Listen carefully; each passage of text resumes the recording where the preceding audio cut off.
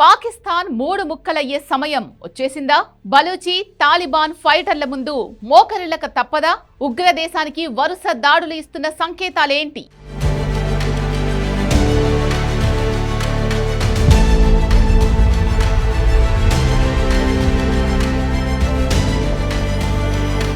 అఖండ భారత్ ను ఖండ ఖండాలుగా నరుకుతాడట, ఆగ్రాకి నిప్పు పెడతాడట, దక్కన్ను మండిస్తాం, న్యూఢిల్లీని షేక్ చేస్తాం అని ప్రగల్భాలు పలికాడు.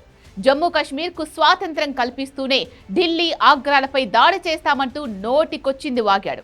వీడు ఎవడో కాదు, లష్కరే తోయిబా కమాండర్, ఆ ఉగ్ర సంస్థ చీఫ్ హఫీజ్ సయీద్ కు అత్యంత సన్నిహితుడు. పాకిస్తాన్ ప్రతి ఏటా కశ్మీర్ సోలిడారిటీ డే పేరుతో భారత్ పై విషం చిమ్ముతుంటుంది.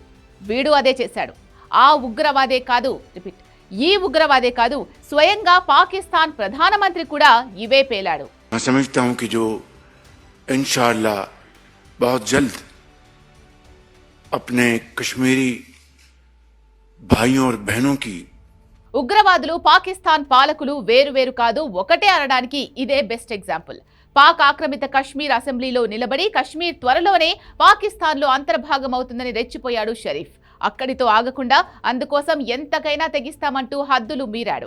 పాకిస్తాన్ వ్యవస్థాపకుడు మహమ్మద్ అలీ జిన్నా కశ్మీర్ను దేశానికి జీవనాడిగా అభివర్ణించారని, అదే తమ విదేశాంగ విధానానికి మూలమని నోటికొచ్చింది పేలాడు. తన ప్రసంగంలో షరీఫ్ బరి తెగించి భారత్ బలగాల చేతిలో హతమైన హిజ్బుల్ ముజాహిదీన్ కమాండర్ బుర్హాన్ వానీ, వేర్పాటువాద నేత సయ్యద్ అలీ గిలానీ వంటి ఉగ్రవాదులకు సంఘీభావం తెలిపాడు. మరోవైపు పాక్ సైనిక నాయకత్వం కూడా ఈ పిచ్చి కూతలకు గొంతు కలిపింది. సరిహద్దులోని ఫార్వర్డ్ పోస్టులను సందర్శించిన మునీర్, భారత్ ఏదైనా దురాక్రమణకు పాల్పడితే మెరుపు వేగంతో తగిన రీతిలో ప్రతీకారం తీర్చుకుంటామని, సైన్యం మొత్తం కశ్మీర్ల వెంటే ఉందని హద్దు మీరాడు. ఇప్పుడు రియాలిటీకి వద్దాం. జమ్మూ కశ్మీర్ పై పిచ్చి పిచ్చి ప్రేలాపనలు పేలుతున్న పాకిస్తాన్ లో ఏం జరుగుతుందో చూద్దాం. ఇది రియాలిటీ. ముప్పేట దాడులతో పాకిస్తాన్ ఉక్కిరిబిక్కిరవుతోంది. భారత్లో రక్తపాతం సృష్టించడానికి ఉగ్రవాదులతో ఆత్మాహుతి దాడులు చేయించిన పాకిస్తాన్లో ఇప్పుడు తిరుగుబాటుదారులు అవే చేస్తున్నారు. బలూచిస్తాన్, ఖైబర్ పఖ్తూన్ఖ్వా వంటి రాష్ట్రాల్లో వేర్పాటువాదం తీవ్రంగా పెరిగింది. ఆ ప్రభావం రాజధాని ఇస్లామాబాద్లో కనిపిస్తోంది. మసీదులో జరిగిన ఆత్మాహుతి దాడిలో 30 మందికి పైగా మరణించారు. సుమారు 170 మంది గాయపడ్డారు. ఇస్లామాబాద్లోని తర్లాయిలో ఖదీజతుల్ కుబ్రా అనే షియా మసీద్ ఒకటుంది.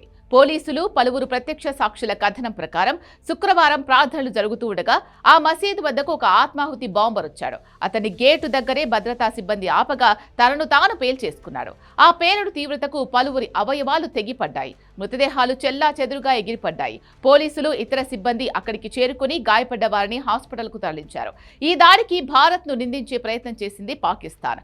భారత్, ఆఫ్ఘనిస్తాన్ల ప్రమేయం ఉందని పాక్ రక్షణ మంత్రి ఖవాజా ఆసిఫ్ నిరాధార ఆరోపణలు చేశాడు. దానికి భారత్ కూడా దిమ్మ తిరిగి కౌంటర్ ఇచ్చింది. నీ పాపాలే నిన్ను వెంటాడుతున్నాయని స్పష్టం చేసింది.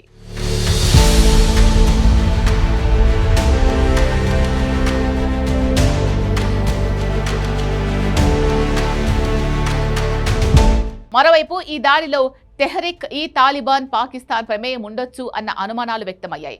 ఆత్మాహుతి బాంబర్ విదేశీయుడని పాక్ పోలీసు వర్గాలు చెబుతున్నాయి. అతడికి తెహ్రిక్ ఏ తాలిబాన్ పాకిస్తాన్తో సంబంధాలున్నట్లు అనుమానిస్తున్నారు.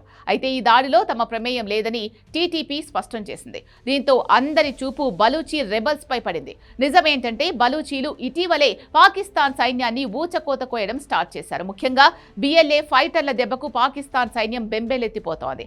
ఆపరేషన్ రద్ ఉల్ ఫిత్నా 1 పేరుతో జరిపిన దాడుల్లో 200 మందికి పైగా బలూచి రెబల్స్ ను అంతం చేశామని మునీర్ సైన్యం గొప్పగా చెబుతున్నా బలూచ్ రెబల్స్ గెరిల్లా దాడుల దెబ్బకు బెంబేలెత్తిపోతున్నారు. జనవరి 30న బలూచీలు ఏకకాలంలో 12 జిల్లాల్లో దాడులు చేసి ప్రపంచాన్ని ఆశ్చర్యపరిచారు. మహిళా ఆత్మాహుతి బాంబర్లను కూడా వాడటం వీరి దాడుల తీవ్రతను పెంచింది. బలూచీల ముందు తమ సైన్యం నిలబడలేకపోతోందని పాక్ డిఫెన్స్ మినిస్టరే స్వయంగా కన్నీళ్లు పెట్టుకున్నంత పనిచేశారు. ఇక ఖైబర్ పఖ్తూన్ఖ్వాలో ఏం జరుగుతుందో ప్రత్యేకించి చెప్పాల్సిన అవసరమేమీ లేదు.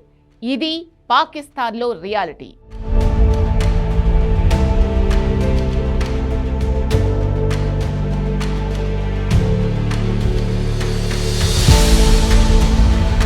ఒకవైపు బలూచీల గెరిల్లా దాడులు, మరోవైపు ఖైబర్ పఖ్తూన్ఖ్వాలో టీటీపీ దూకుడు, ఇంకోవైపు ఆఫ్ఘనిస్తాన్ తాలిబన్ల యుద్ధ సన్నద్ధత.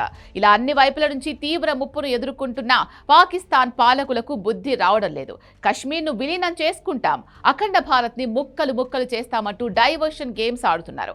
వారికి కూడా తెలిసిన నిజం ఏంటి అంటే త్వరలోనే బలూచిస్తాన్, ఖైబర్ పఖ్తూన్ఖ్వా ప్రాంతాలు పాకిస్తాన్ నుంచి సెపరేట్ కాబోతున్నాయి. గట్టిగా మాట్లాడితే పీఓకే కూడా భారత్లో విలీనం కావడానికి ఎంతో సమయం లేదు. ఇదే పాకిస్తానీ పాలకులు కూడా కాదనలేని రియాలిటీ.